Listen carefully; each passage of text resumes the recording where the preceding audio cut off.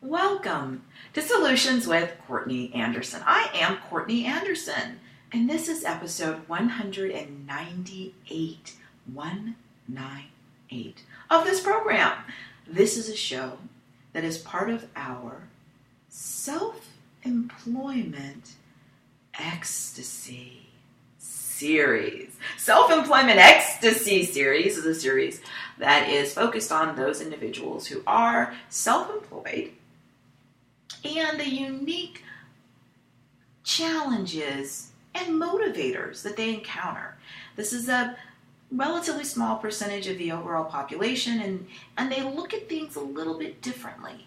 You'll see in our show notes, and of course, when I refer to our show notes, I'm referring to, if you stop by, CourtneyAnderson.com, that is our central website, you're going to see a wealth of information. You will see a specific page that is dedicated just to this episode. And it is, of course, episode 198. So on our show page, you'll have the show notes. And the show notes are where I have links to things that I talk about in the show. And they're also going to have some of the notes that talk a little bit about what the series is focused on. And the series, of course, the self-employed individuals who, again, see things a little bit differently. They're a little bit more focused on issues of autonomy and independence, being productive, being a contributor to society, and a little less focused on just specifically defined dollar figures. So it's less about the money and more about these other aspects of their work that are of primary importance. So we're talking to you, those of you who are in our community who are in self-employment ecstasy. And that's, of course, because there's data that does indicate that, in general, self-employed populations tend to be a little bit more optimistic than those who are not in that group. And so this show topic is one of the reasons we have this series, for those things that we don't often address in society or even in business, when we just sort of talk about general populations. So our specific show topic today is why the worst thing that can happen is for your business to succeed. Why the worst thing that can happen is for your business to succeed. Again, we don't usually talk about this. There's so much content and information out there about how to get your business to succeed, right? And as we talk about in several of our series, just because something is not the most common experience doesn't mean that it's not incredibly important to our community members. So again, the worst thing that can happen is for your business to succeed? Yes. Let's talk about why. When you go to the show page and look at the show notes, again, CourtneyAnderson.com, this is episode 198. One of the challenges to success, and of course that's going to be defined by you, and in many instances, in all honesty and candor, it's going to also be defined by other people. So even if you may feel like, hey, I haven't quite succeeded by my own metrics and expectations, if other people's perception is that you're, quote, a success or you have succeeded in your business, then you're going to have to be aware of that and understand some of the consequences there too. So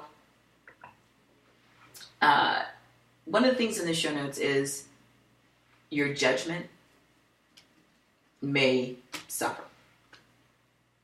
And what are we talking about? We're talking about success. How could your judgment suffer? Okay. I also put in the show notes a link to a program we did in a different series where I shared a little bit about one of my earlier businesses that, quote, succeeded. In other words, it was and does in its own form continue to be a going concern. And that was when I opened a law firm when I was 27 years old, I believe, or 26, somewhere in that area. And so we have a show about that, and I have the links in the show notes. And one of the things that was really unexpected was that and this is sort of slang terminology, but you start to believe your own hype.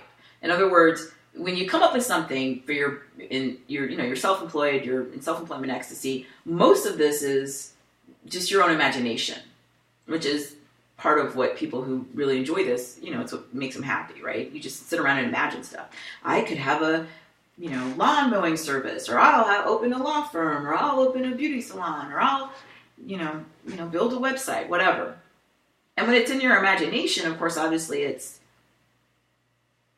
enjoyable because it's private, but it's also anything's possible, right? The challenge is when you take what's in your imagination and you translate it into action, and then that action does result in some sort of business entity that succeeds at some level, right? It's able to pay its own bills, and it may be able to pay its own bills and pay you. What can happen, and there's a higher likelihood of under these circumstances, is you'll start to potentially think, wow, even though it was just stuff I made up in my own imagination, it worked, right? It worked at some level. So maybe my imagination and my ideas are, better than I thought they were. Maybe I'm more accurate than I even believed, right? And that's what I said, the sort of slang term, you believe your own hype, and that you start to believe your own hyperbole in marketing.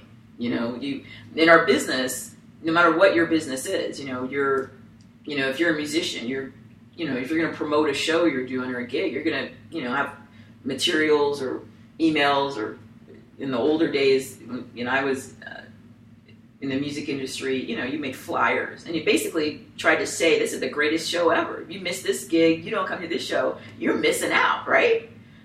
And part of you believes that, otherwise you wouldn't do it. But you also know that you just made that up too. It's your own imagination. And one of the really under-discussed challenges to people who are in our self-employment ecstasy community is, before stuff works, you have no clue if it will work, right? You're like everybody else. You hope it works. You made plans for it to work. You set goals for it to work. You dreamed it would work. It's what you wanted in many ways, but you didn't know. And most of us who were our self-employed ecstasy community members, the first thing we came up with didn't work exactly the way we thought. Usually, it's a process, as we like to say, and what that means is we're just as surprised as anybody else when it does, quote, work, because we thought it could, and we hoped it would, but who knows? And so when things succeed, there's a potential for us in self-employment ecstasy community, in the self-employment ecstasy community, to start to think, well, maybe we are, the best, performer ever. Maybe our lawn care service is the best in the history of the universe. Maybe we really are, one of the best dentists in town. And it's because of that. It's such a weird experience where, especially, and that's why we're talking to the self-employment ecstasy. So it's this very small community. It often is the situation where what happened to the business came from your imagination, right? At some level.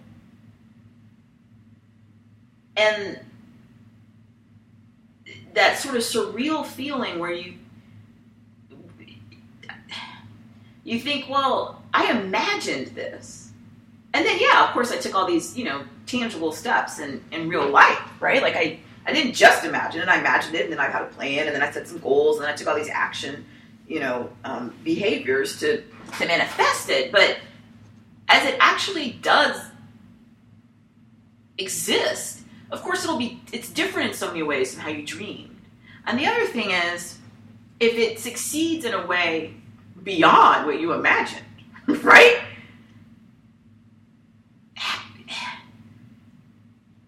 It does put into question, your own judgment. And often, as we are discussing, in a way that can be really potentially self-destructive, because you'll start to potentially think, yeah, I really do know what I'm talking about, right? People should listen to me.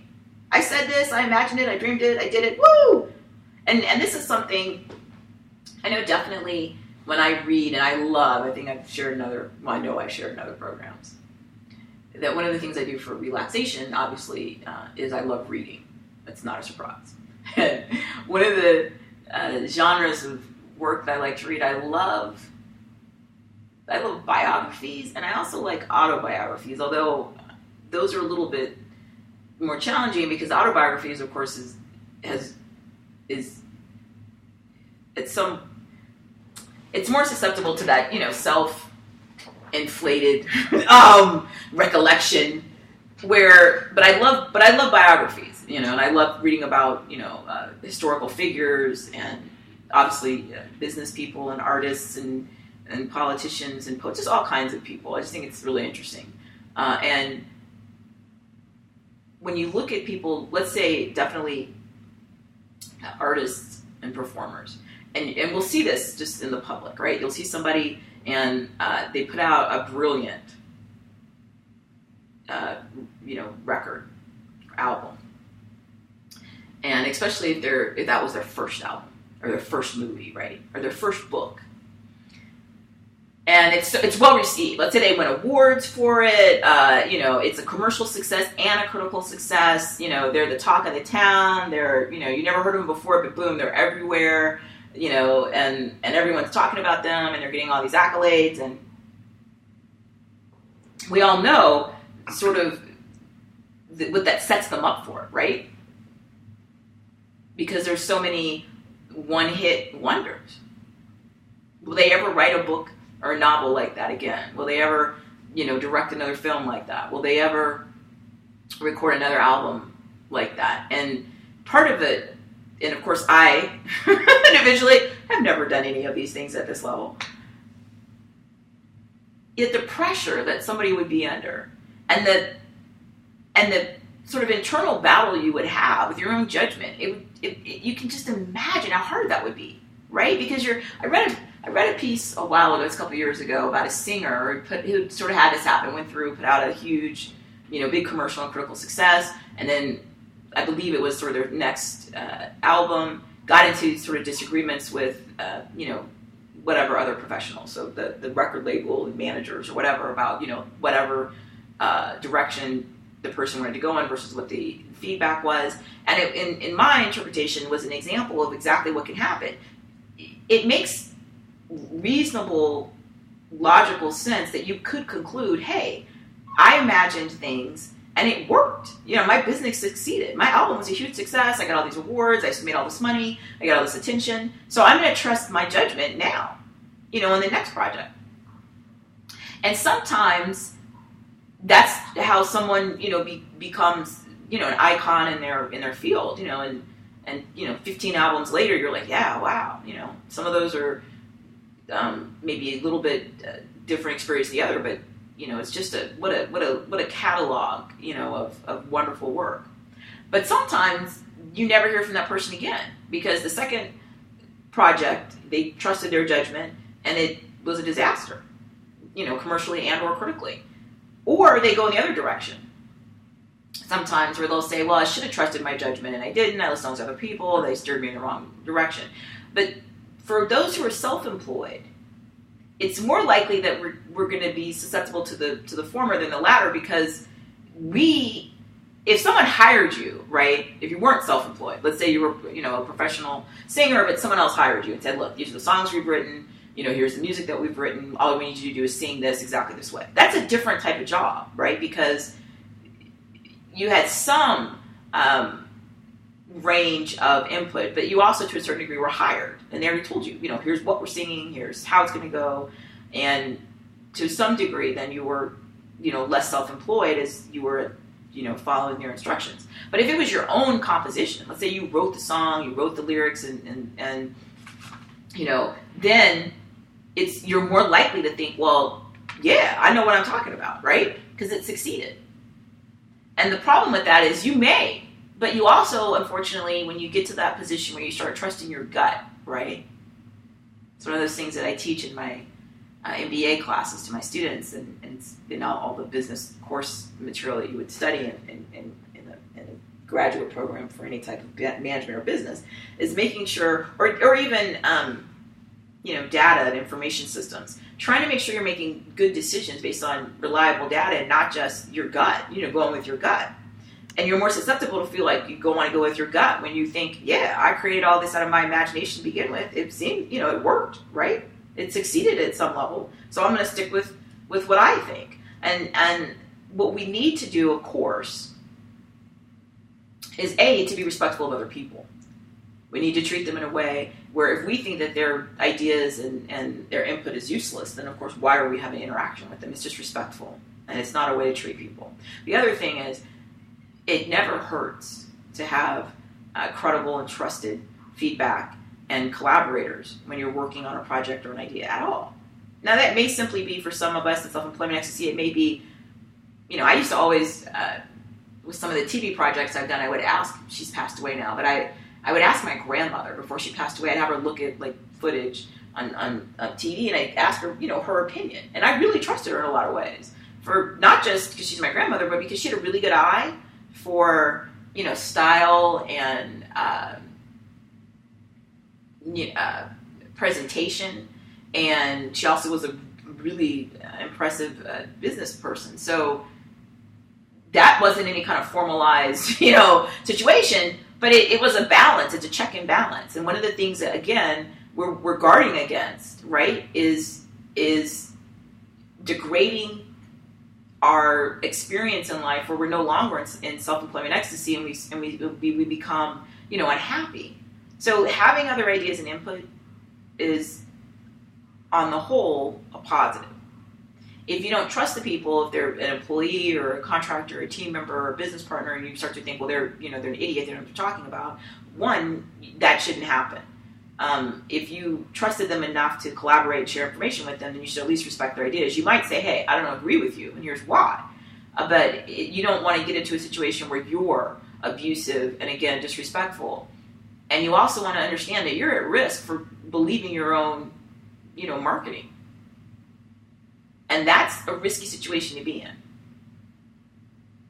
So one of the things, of course, that when we talk about the worst thing that can happen, it's really quite serious. And this concept of remaining vigilant, so that we're not sort of, wrapped up in our own delusions of grandeur, thinking, hey, we succeeded, right? It made money, right? That we continue to be healthy in how we treat others, and also to understand that we need checks and balances, even if it's just bouncing ideas off of people. So beware. Judgment can suffer. Somewhat related to that, we can have ego inflation issues. Now, these are all in the show notes. So when you come to CourtneyAnderson.com, go to our show page, and on the website, which is large, relatively speaking, and by some estimates are small, but we have hundreds and hundreds and hundreds of pages of content. So we have all of the individual show pages for this show, and we also have a companion to this, which is our daily 5-day-a-week audio talk show podcast. We also have a video talk show, television podcast we call it, and we're rolling out constantly new information, new programs, webinars, seminars, online courses. So come to Courtney Anderson for a multitude of reasons. We also have our blog. I have to also mention that I am on Twitter. I'm at Zealous Business, because I am zealous about business. And I would ask that you share our show on your own social media. And if you find our program on one of our distribution channels or partners like iTunes or Stitcher or Spreaker or Libsyn, or these are distribution networks around the world, please go ahead and leave a rating or a review. And when you're on CourtneyAnderson.com, you'll see our show sponsors. And we have some in advertising or affiliate links. Please click on those if there's something you'd like to purchase, a good or a service, and make that purchase through our website so our show sponsors know that you came from our program. And sign up for our community mailing list. It's important so that you'll know what's happening and be in the know. So together, we're going to remain vigilant that our judgment doesn't suffer, and or that we don't become a victim of our own ego, right? and again, somewhat similar but different. We can, just the headiness of the rush of, I imagined this and I tried it and it sort of worked, or it worked more than I anticipated, opens up the opportunity for us to potentially be susceptible to thinking, wow, well, what about us then? Look at our talent. And we get this inflated ego, which again, very self-destructive, very unhealthy, corrosive to relationships and healthy interactions in life. Yes, that endeavor succeeded. That's awesome. We should celebrate that and be really proud of ourselves. But that doesn't confer on us as a human for all of our life experience, some sort of magic success dust that now are infallible, or look at us and how special we are. We aren't special at all. We're like everybody else. We might be a little bit more of a risk taker, but life will come with all the wonderful things that will happen and all the horrible, scary things that will happen. So we have to be vigilant for the ego issues. One of the ways to do that, of course, is to have these relationships with people, communities, groups that we trust, so that they'll call us out. They'll say, hey, what are you doing? You're getting a bit of an ego there, a big head. Yeah, your business is doing all right. That's great. Congratulations. But, we have stuff to do. You're still you. So get your ego in check. The thing that can put people really at risk is when the people you're talking to work for you. So I mentioned a grandmother, a friend, somebody you knew as a kid, your best friend, your spouse, just anybody that knows you and is not being paid by you. Because unless it's somebody who's a partner and they're a risk taker with you, that's different, right? So if it's somebody, we're doing this together in our business, and we're in the similar situation, right? We're at risk. But if it's somebody that you're just paying, right? They work on the project, or they work, I hate the term, but for you or with you or whatever, then they're not taking the same risk. I mean, they'd like it to succeed, but you're paying them. So, if it fails, they'll be sad maybe, or they'll be sad for you, but they've already been paid. It's not the same type of relationship, and you run the risk of the yes person. Historically, the yes men, right? The people who all tell you how great you are and how awesome you are and how talented and special you are. And largely it's because you paid them. Some of them may sort of believe that. Some of them may actually believe it. That's really neither here nor there. The point is, you're not getting good data, and you're not able to make healthy decisions because everybody's telling you what you want to hear. You have to be able to understand what's really happening. And you need people who care about you, irrespective from this business situation. And the only people who are going to do that are going to be people who either you knew before that or you've met, but have a position where they respect you enough and they have their own healthy ego that they're going to care about you and tell you when you're acting, inappropriate or a bit of expressing narcissistic, tendencies. And again, if you're paying them, they already just inherently in the relationship, they're not going to risk losing that pay by telling you what they, quote, really think. Even when you say to them, which it's something when I talk to managers and executives and they say, well, I tell my team members, just tell me what you really think. And I'm thinking, yeah, I mean, that's just, you might as well just been, whistling or something, or just had, silent air blowing, because it's meaningless. They can't tell you what they really think because of the relationship. You could fire them or take their money away or end the contract, and they know that. So it's not a relationship where they can, quote, tell you what they really think, because if they really do and it really makes you mad or challenges you or, hurts your feelings, then odds are there's going to be a negative consequence, either right now or somewhere down the road. What some people will do is, at the time, they'll, oh yeah, tell me what you really think. And then the person, okay, well, here's what I really think. I never would have done that. That's a really bad, decision. And then the person, oh, that's really great. I appreciate you being so open-minded and sharing with me what I really needed to hear. And then but here's the thing. They remember, right, that how they emotionally didn't like what the person said. And then at some point down the road, then they're going to, make a decision, and it's not going to be positive for that person, but it's going to be, growing from the seed of discontent with the person, quote, told them what they really, what they needed to hear. They really don't want to do that. It's not the right relationship. You know what I mean? And what I mean by that phrase is this. The relationship is such that they can be candid about the project, They can give you their suggestions for how they would improve it or what they think, and that's healthy. They rarely are going to be able to say to you directly, I think your ego is out of check, right? You see the difference? And that's because the relationship isn't built on that type of, like a personal relationship would. All right. Some other things on the show notes that you want to be careful about when the worst thing that can happen has happened to you. Your business is succeeding. One of the things we need at some level is self-doubt. And this ties to these other two concepts. That whole exhilarating rush of operating without a safety net or with a minor safety net, which is what you do when you have something in your imagination, you put it out there in the world. You know, you're a musician, you put it out there, you're doing a gig or a show, even though you tell everybody it was going to be great, you promoted it.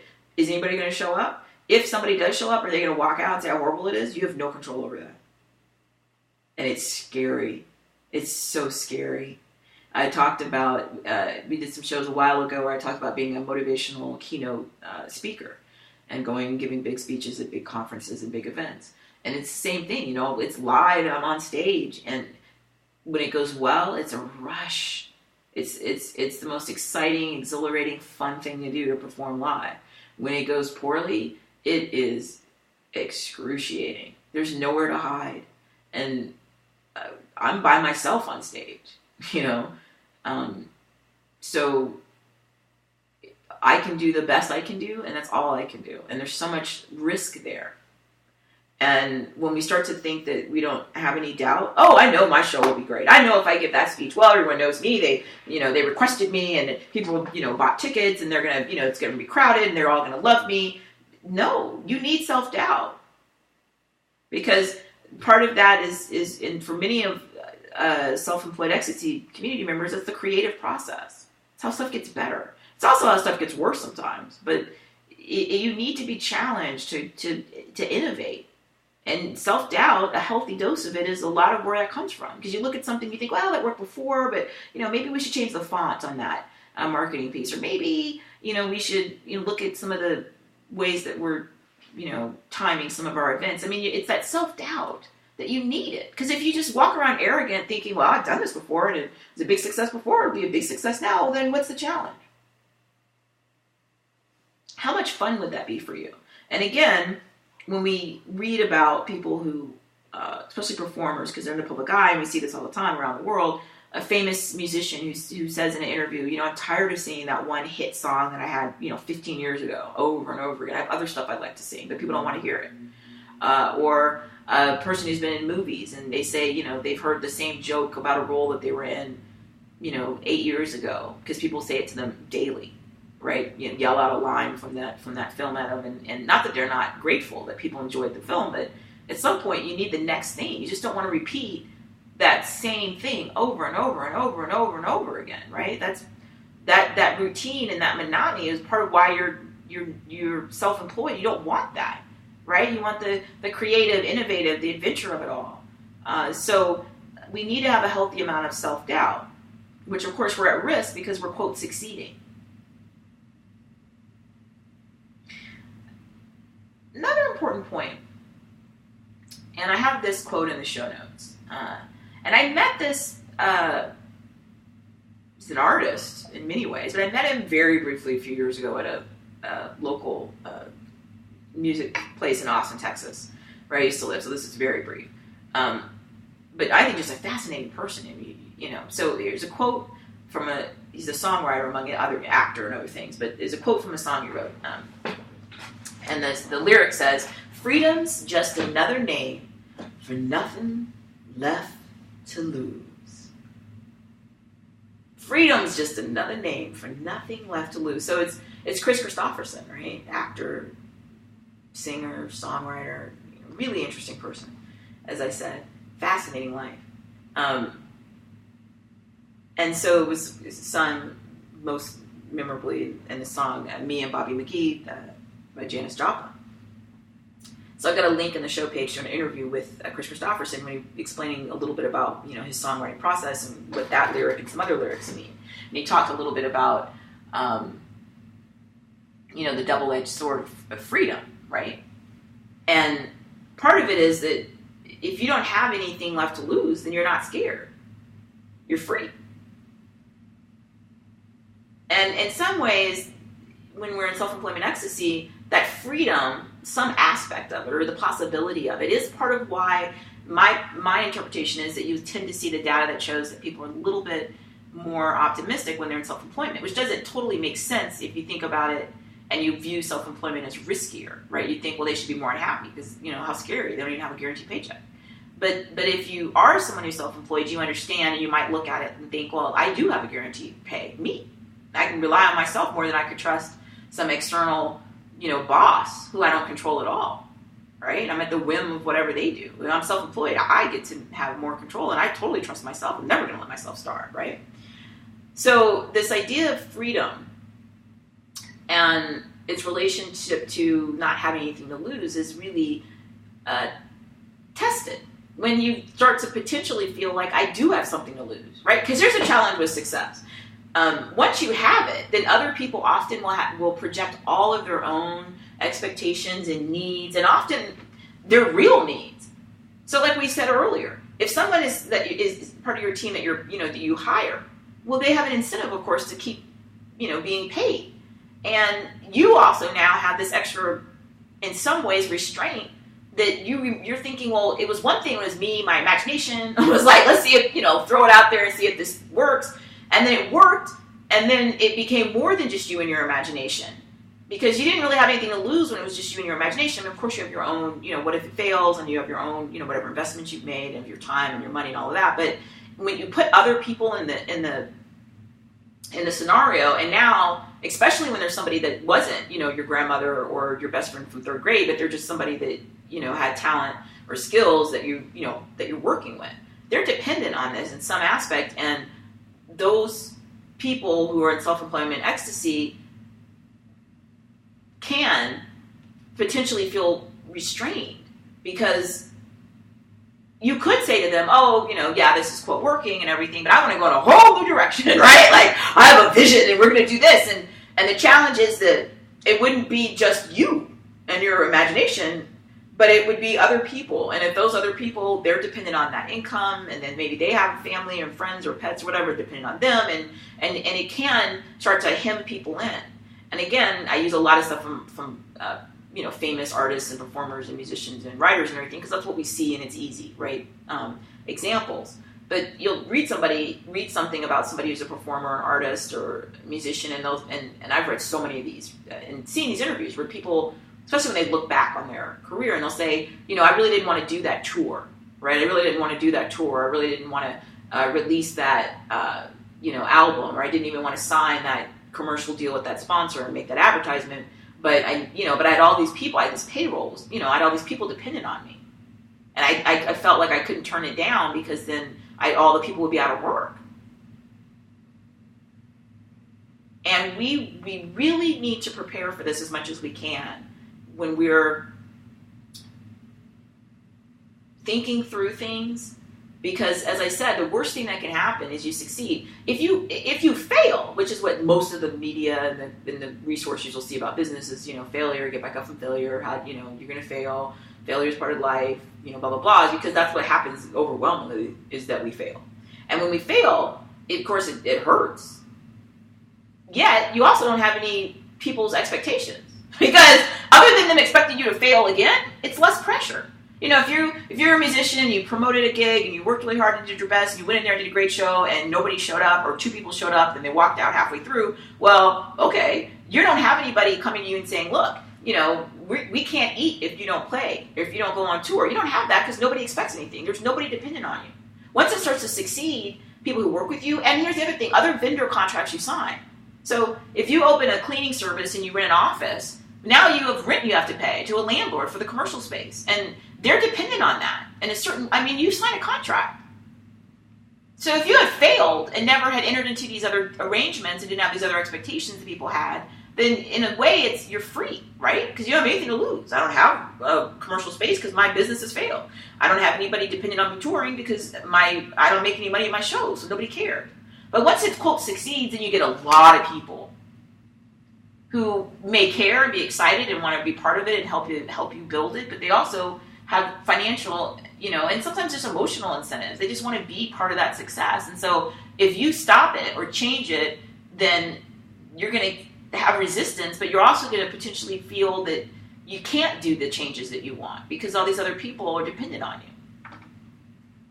And I thought that was a really, that quote came to mind when we were putting the show notes together, and I thought it was a good example of us. We need to think ahead of time.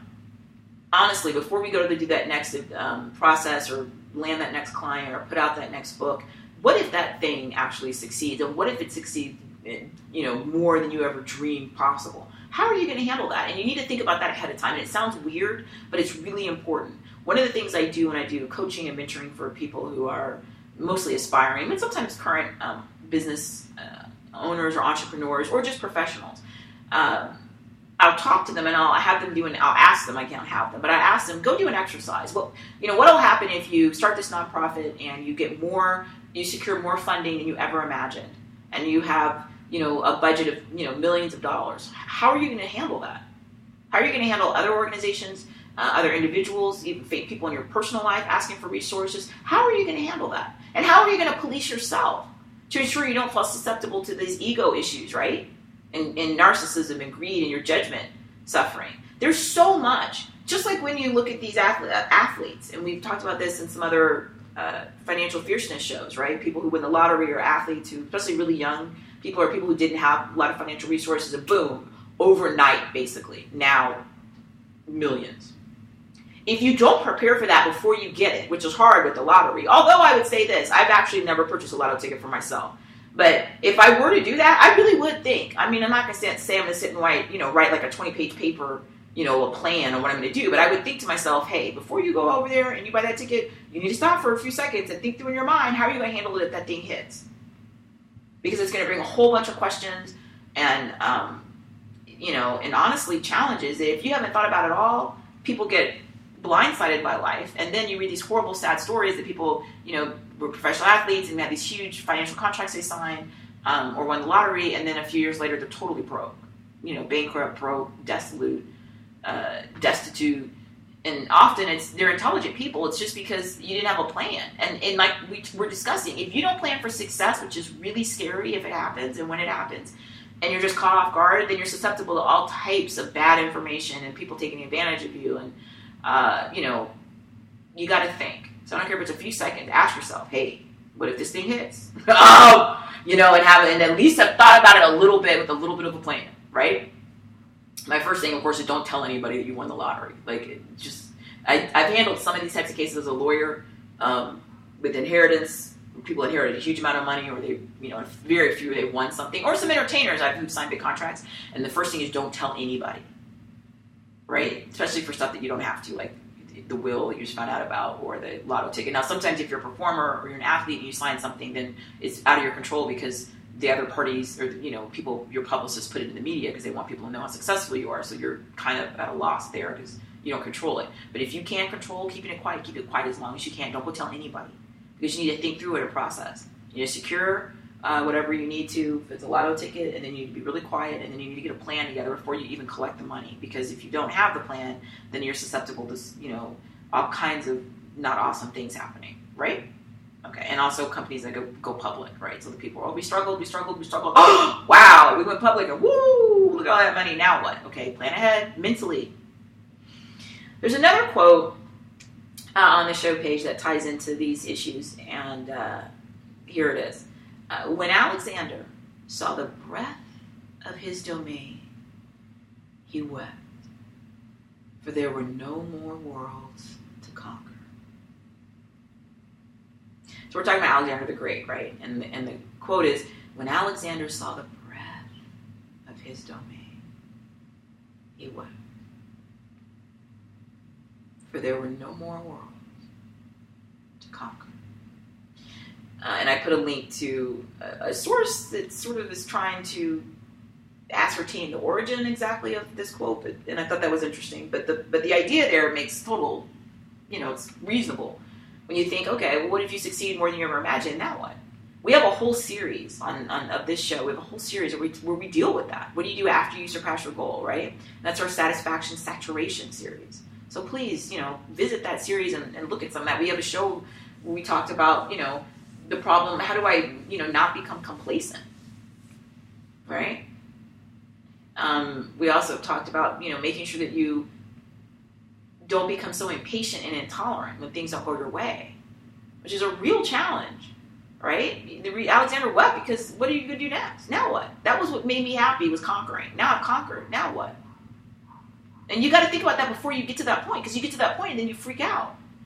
And people become self-destructive. Oh my goodness, they spend their money on self-destructive, abuse of everything, food and alcohol and all kind of stuff. I mean, you have to think ahead of time, even if it's just for a little bit.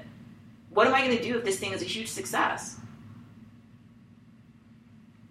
And then I mentioned in the show notes guilt. The guilt you have when your business succeeds. Partially because if you do have people in your family and your community, in your daily life who haven't had that same level of success. And I don't care if success is, you have a small business where you do lawn mowing and you're, making a couple $100 a week, US dollars. If that's more than everybody else around you has, then you're in trouble. So it's relative. It's not absolute. But if you have more than other people around you, in your community, in your neighborhood, in your family, you're in trouble, because then people are going to turn and perceive, well, now you can't help them. And the truth is, there's a finite amount of money.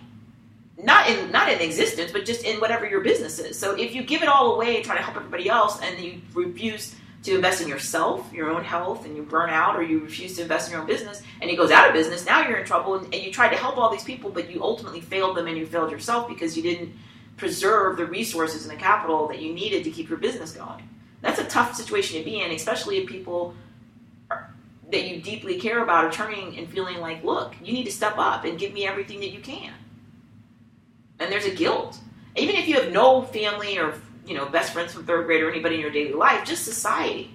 Just, if you read the news, there's not a time, every single day when I'm taking in the news, I'm overwhelmed.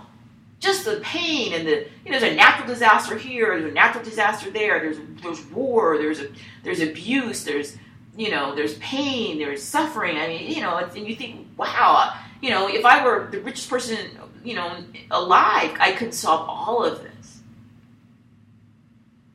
It's overwhelming. Just the guilt. I wish I could do more. And whatever you do, and we've talked about in other shows, I beg you to be of service and do what you can, and leave this argument alone that, well, I can't solve everything. Well, no one can. That doesn't mean that you're not going to do what you can. Take care of yourself. Allow yourself the health and the ability in terms of your workload to be at your peak. And you got to say no to a lot of stuff because there's only so many hours in a day. But you're going to give everything that you reasonably can to be of service to other people. Time and resources and talent and everything else. But no matter what you give, there's just as a human, there's just so much sadness. There's so many things that people do, and you think, oh, not just humans. I love animals, and I'll watch something. I watched a thing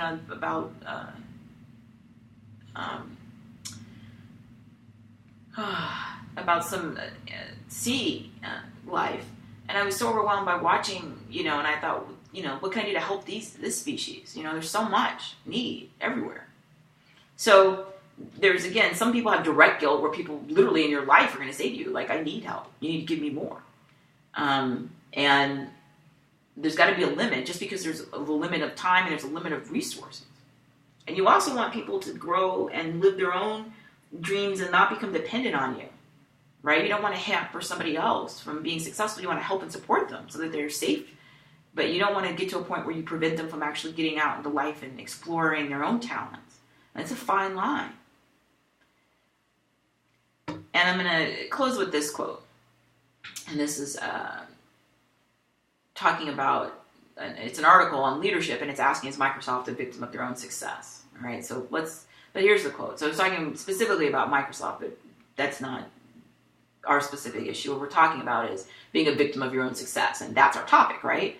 The worst thing that can happen is your business succeeded. And so here's this quote. It says, every company needs to find some common enemy upon which to rally the troops. If it can't find such an enemy, it will find the enemy within.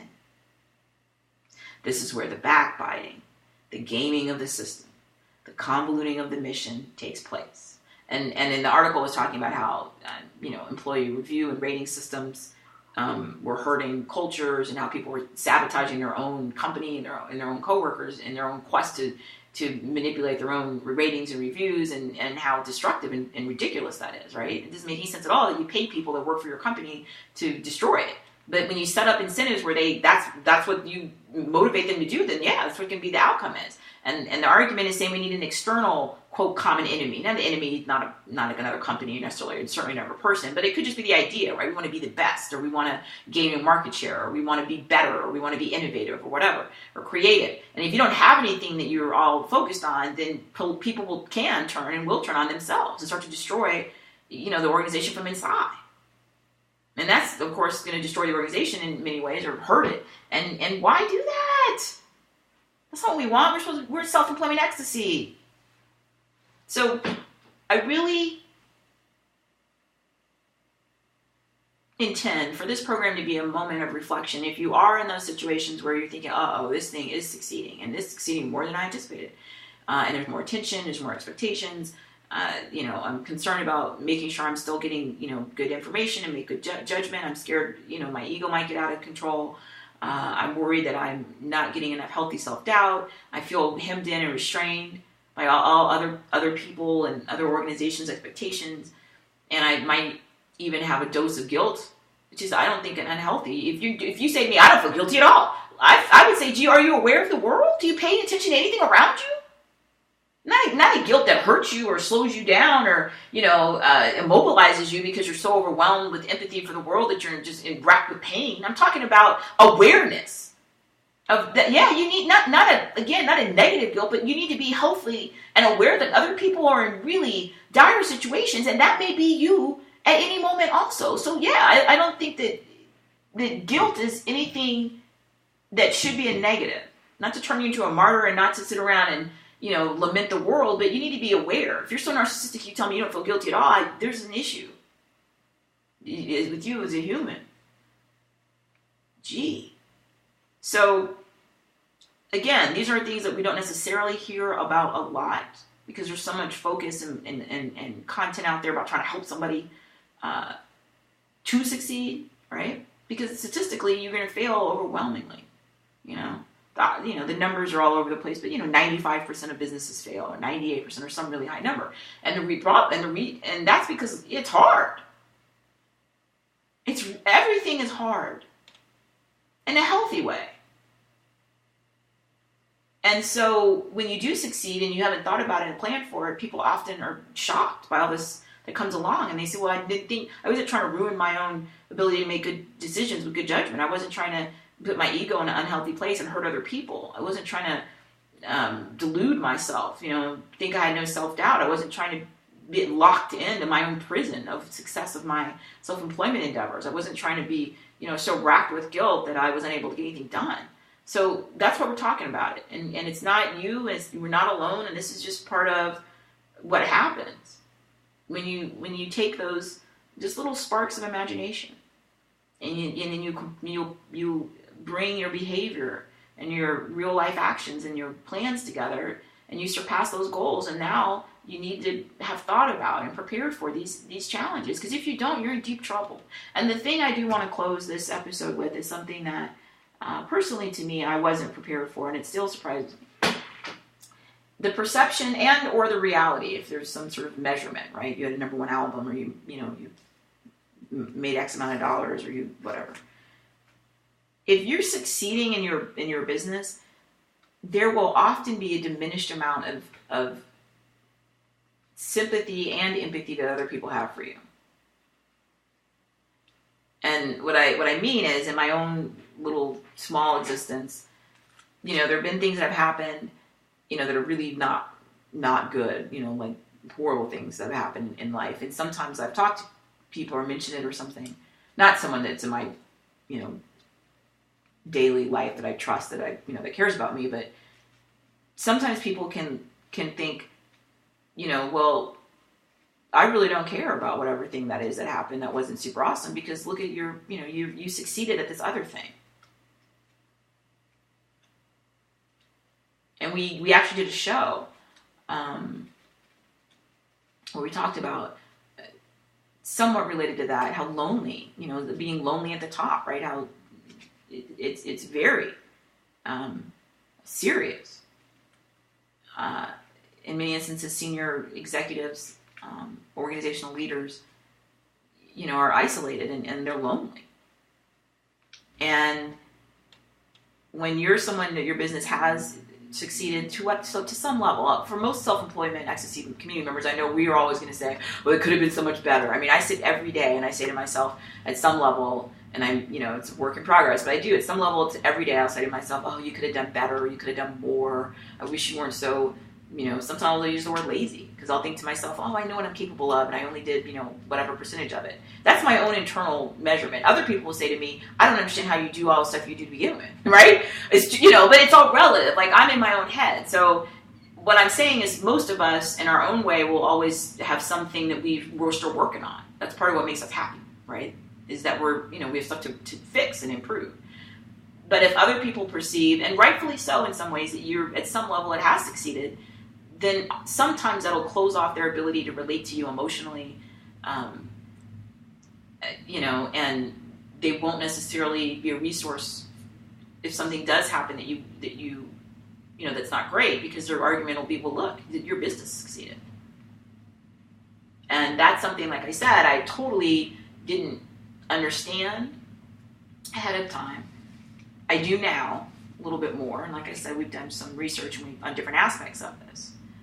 But you need to think about this ahead of time. And so your business is succeeding, again, you need to have somebody or something. I don't care if it's your goldfish, your pet turtle, your online friend. I mean, it needs to be some entity. It could be a plant. I mean, it doesn't need to be a sentient being. And I'm not saying that plants aren't sentient beings, but what I'm arguing is that you need to have something ahead of time where you have some outlet. Because the success, even though in many ways it's great, it gives you more to work on and plans and goals and whatnot, it does in some ways put a barrier up between you and other people who don't already know you or are already invested in you. And sometimes people actually do know you and are invested, because it triggers their own stuff, about their own, goals, and that shouldn't happen, but it does happen. And hopefully you've got, a community of caring, whatever that's comprised of, where you're ready. You understand if that happens, it's not personal.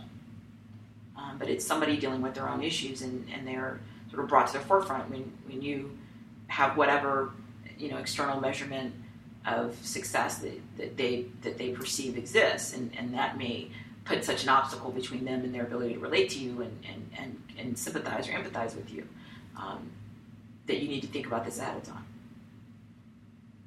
And again, not anything that we can necessarily fix or change, but we can be prepared and have people in our life that we know they are the caliber of person, the kind of person that they're comfortable enough with themselves and what they're doing, that they're going to be there for us, and vice versa.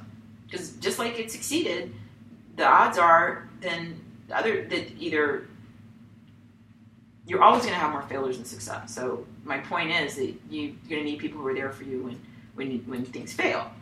And of course, failure is relative. So what will tend to happen is, as you progress in life, even though you may have a venture that totally failed, other people who can't, relate to you, will say, well, who cares if your business failed or that, nonprofit failed? You're already, doing all right. You already live in a nice house, or you already have they don't have the ability to feel for you, because they're, this perception of this level of success. So you need to be aware of this ahead of time, and don't, again, freak out and be really upset when it happens, because it's not personal. It's just everyone has to deal with their own things, and if they have their own unresolved issues, then that's gonna take their attention away from their ability to be there for you, because they're gonna think, and they're gonna sometimes even say, what do you need, right? You don't need my help. You don't need anything. You already have stuff. And of course, you're thinking, well, I need, all kinds of things, caring and attention and friendship, and I'll, I can sit here and give you, but people often who haven't felt that they've met their own needs are unable to see that. They just don't see it. So all that's to say, You're prepared. You're ready. Your business is succeeding, and it's awesome in a lot of ways. But you're going to be vigilant about all the things we talked about: your judgment, ego, self-doubt, feeling restrained, expectations of other people, and yourself to a certain degree, right? Trying to top what you did before. We did do a show about have you already peaked, right? You need to access that program if you haven't. And guilt.